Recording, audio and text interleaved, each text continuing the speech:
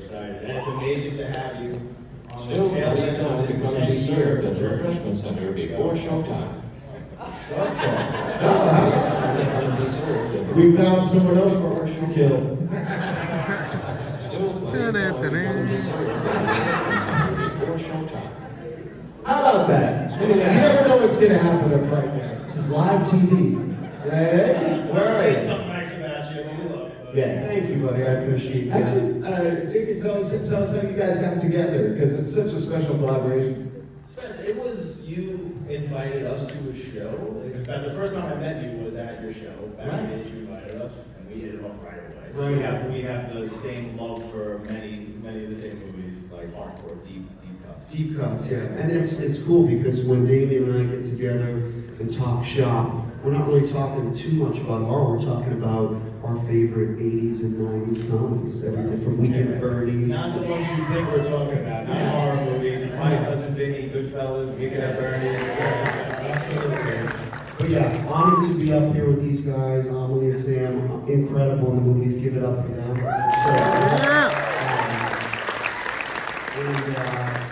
And Terrifier for me, the whole franchise brings it back to what I consider, the golden age of slashers in the late 70s and 80s, and it's so cool to have that style back in fashion. And also I see so many filmmakers inspired by what you guys do too, and that's really cool too. People coming up, making their own movie, and back when I did for the movie, so I love the whole process of getting the arms and getting the hair done and running in the bathroom and throwing in my contacts. It's definitely a rushed process, but thanks to Damien, who did my makeup this weekend, thanks to Damien and everyone else, it was able to be done, and I got to meet a lot of awesome people, and I loved being there for this weekend. It was a lot of fun. Yeah. Oh, that's so cool. And Sam, seeing you in the makeup is absolutely terrifying. It's probably good not to be on the elevator with you, but how long did that take to get in that? For me? Yeah. Oh, so there was two kind of looks. The first one was 1 and 2, and then the beginning of 3. That's a 2 to 3 hour process, and it's really just a face prosthetic and a neck prosthetic. And I thought that was very difficult. And then we got to 3, and everything after the tub is a 6 to 8 hour process. And that is like many different pieces. I mean, you probably could speak to how many prosthetics were on me at that time. I really don't know, because I didn't do her makeup on the third movie. I just consulted on it. But it's a whole neck, chest, arms, face, hands, yeah. fingers, legs from the thigh down. But there were so many pieces, so every time the makeup artist, and we had amazing makeup artists on it, Ryan and Heather specifically, who was the lead. There's so many, but it's about getting it in the exact same spot every time. So it's getting that on, and then it's painting and painting a lot of it, and also painting my makeup in layers and layers.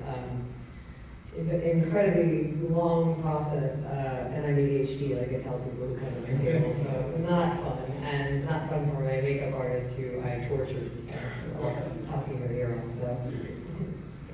But also, a testament to her ability to act through that makeup is very, very difficult. So, one eye's completely covered, the other eye, there's an acrylic shelving eyeball that goes over her real eye that only has a tiny pinhole drilled through the middle.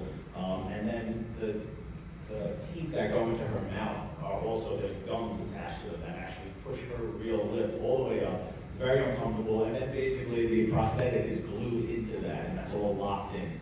And you basically have to act and try and speak through that for 10 hours, 12 hours sometimes.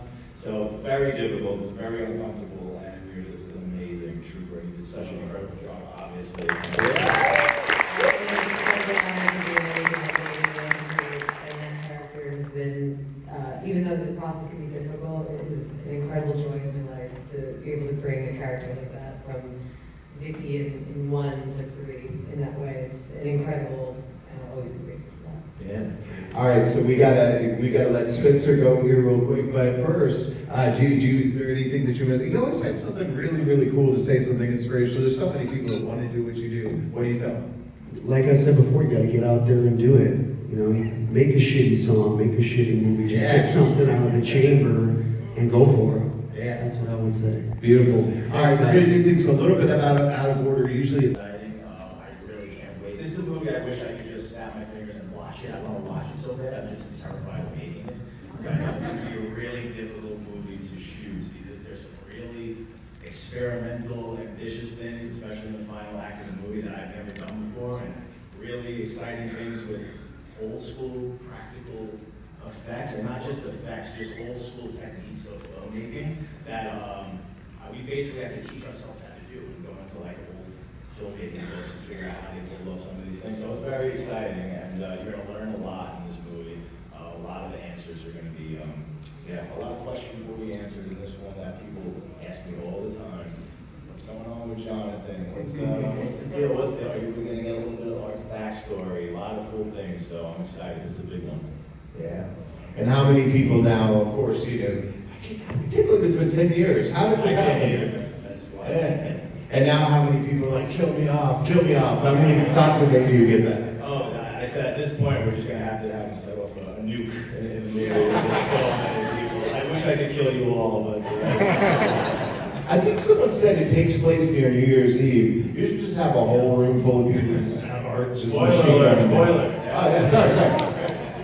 But yeah, it's gonna be. I just announced that it's a New Year's Eve based. I don't want to give too many spoilers out, but I like giving little breadcrumbs if I could. But it just turned out to be organically because I toyed with. I really love Terrifier centered around Halloween, and there was a portion of writing the script where I was really trying to get it back to Halloween, but it just wasn't working organically, and I knew I had to pick up the story right after it ends in part 3. So it's just naturally going to flow into New Year's Eve, which is going to actually be really fun, and there's not too many New Year's Eve based horror films. So there's some really exciting, interesting things that I have for him to do during this holiday. Hi, my name is Connor. I just had a quick question for the three of you. If you could, in a world full of crossovers, shared universes, what would be like a monster, whether it be Universal Studios, monsters, anywhere, that you would want art to cross over with? That's a cool question. Yeah, I would like to see him meet Freddy and Freddy's family. Yeah! I would, we hope, we try, part of our formula is to try and make art feel like a silent Freddy Krueger, like get as much personality out as possible with a sick, demented sense of humor. So I think the two of them playing off of each other's sense of humor would be fantastic. I'd love to see that.